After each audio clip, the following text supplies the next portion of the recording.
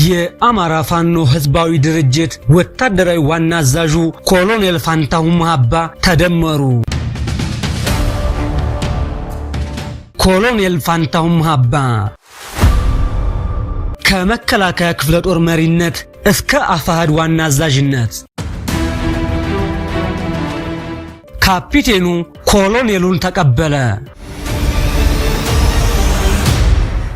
ኮሎኔል ፋንታሁን ማሃባ ከአፋሕድ የፋኖ ትግል ለምን ወጣ?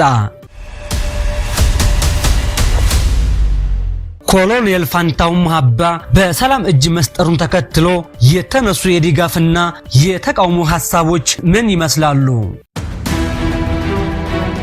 ኮሎኔል ፋንታሁን ማሃባ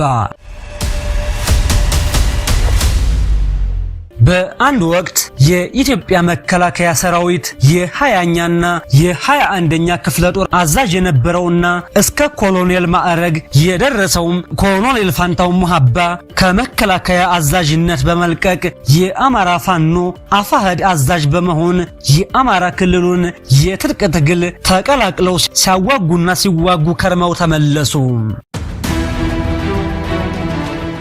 የትግራይ ክልሉ ህወሓት በቀሰቀሰው የሰሜኑ ጦርነት ምክንያት ከመንግስት ጎን ተሰልፈው የህወሓቱን ቲዲኤፍ በጋራ የተዋጉት የፋኖ ኃይሎች ከፕሪቶሪያው ስምምነት በኋላ አስተላለፋቸውን ቀየሩ።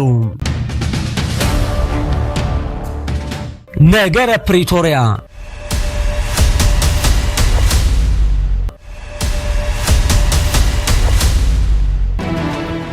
ሁሉንም ነጥቦች በዝርዝር እናቀርብላችኋለን። ቻናላችንን ሰብስክራይብ በማድረግ እንድትከታተሉን እንጋብዛለን።